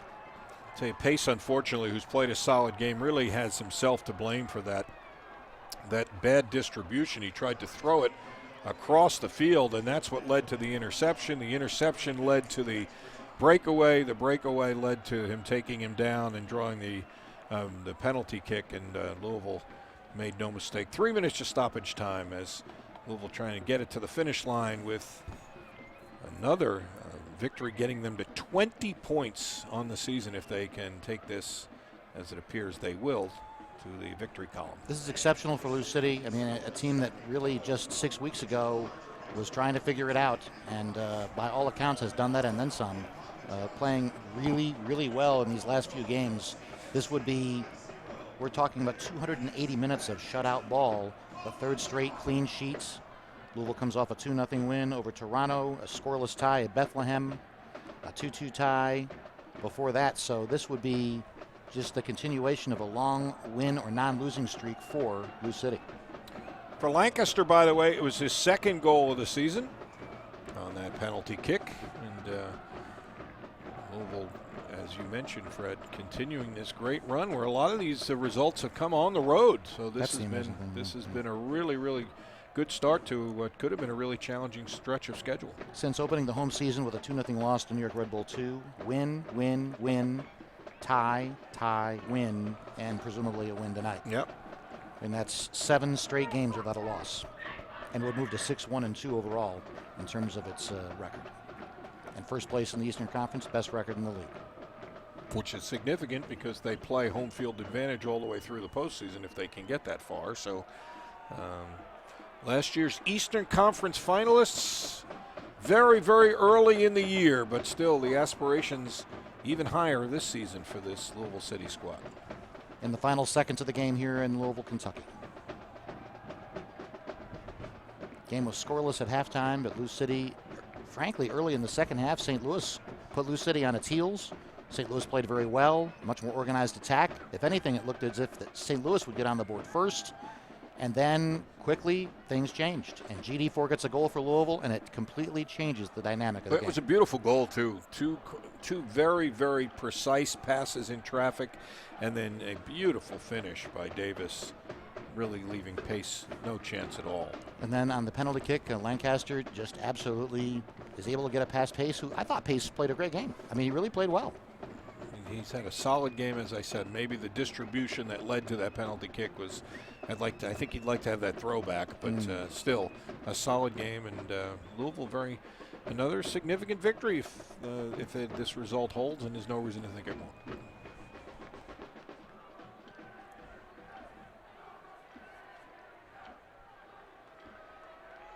Boy, Reynolds has been very, very good since he's come in. He's done exactly what they've needed him to do. Yeah. Very strong defensively. He's one of my favorites because he just never seems to stop moving. Ooh, shot on goal! St. Louis, to their credit, going to fight till the final whistle.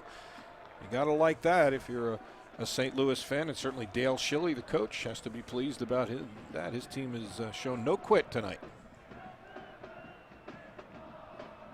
Final seconds. It'll be over in just a moment. Lou City up 2-0 on St. Louis FC. Jensen with the booming kick, and it is over. It's a final. Louisville City FC beats St. Louis FC 2-0. We'll be right back on YouTube.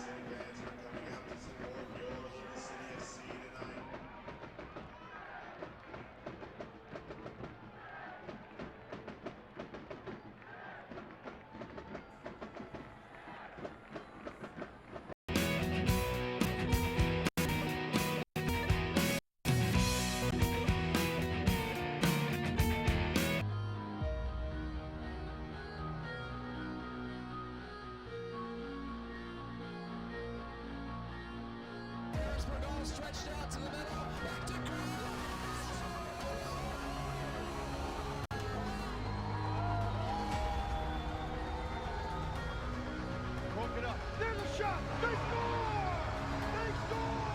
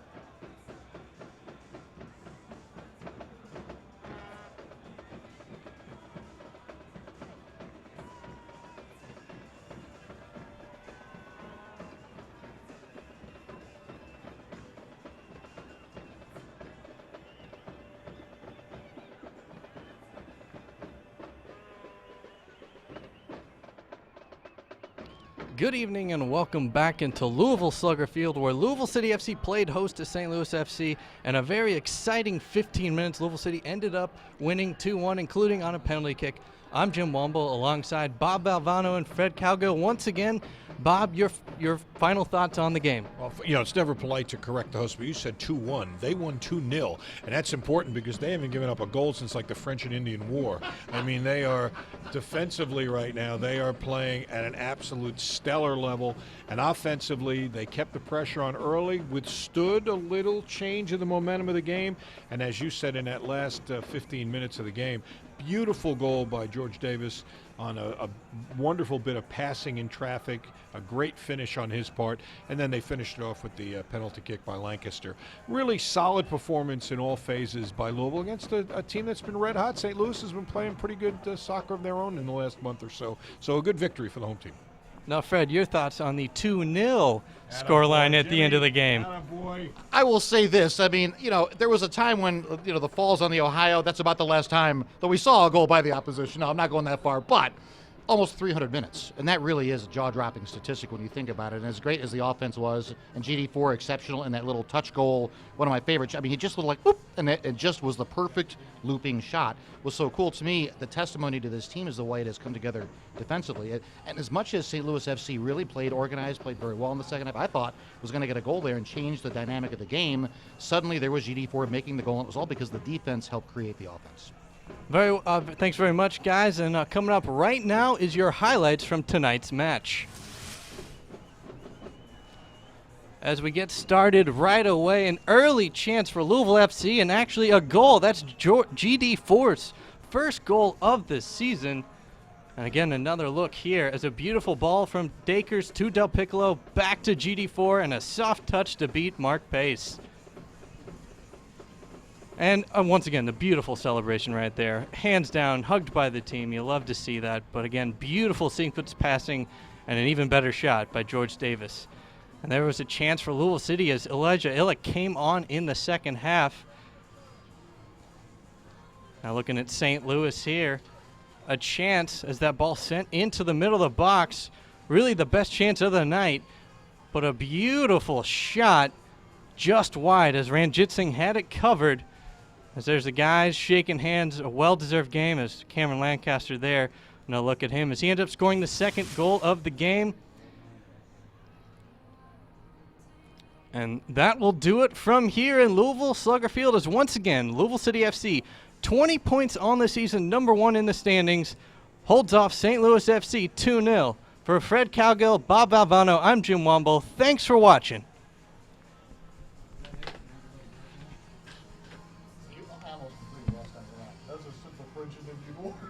Okay, I've got to match something with that, like the Falls.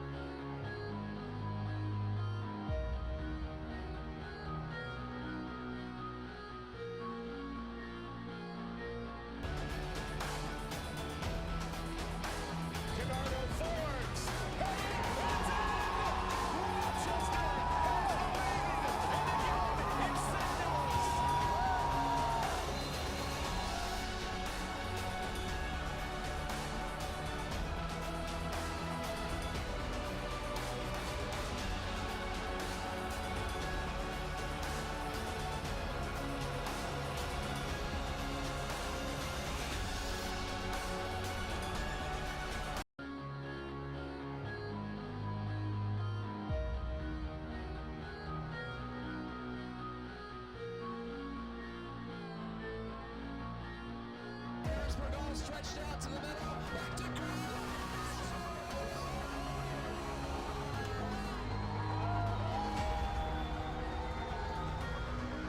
Broke it up. There's a shot. They score!